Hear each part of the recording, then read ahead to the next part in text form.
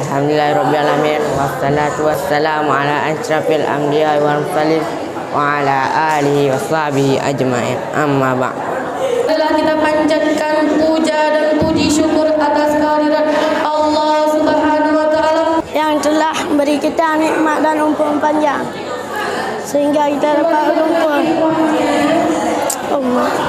dan tak lupa pula kita mensaksikan pengakuan Nabi besar Muhammad sallallahu alaihi wasallam yang telah membawa kita dari alam kebodohan ke alam yang penuh ilmu pengetahuan. Saya berdiri di sini untuk menyampaikan pidato singkat yang berjudul Menjaga Amanah.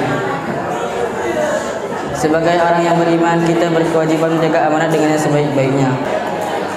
Barang siapa yang memelihara batasan-batasan Allah, maka Allah akan memeliharanya dari semua yang membahayakannya. Semoga generasi penerus bangsa yang ada di sini sekalian diberikan semangat dan menjadi generasi muda yang berkarakter. Sesungguhnya amanah itu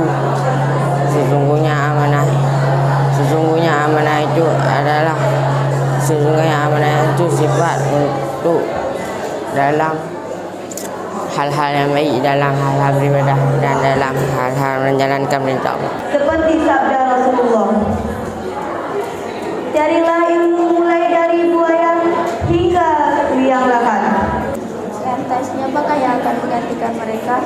Jawabannya adalah kita. Jadi tak ada pandang bulu untuk menuntut ilmu. Demikian dapat saya sampaikan. Lebih dan kurang saya mohon maaf. Wabillahi taufik wal hidayah. Wassalamualaikum warahmatullahi wabarakatuh.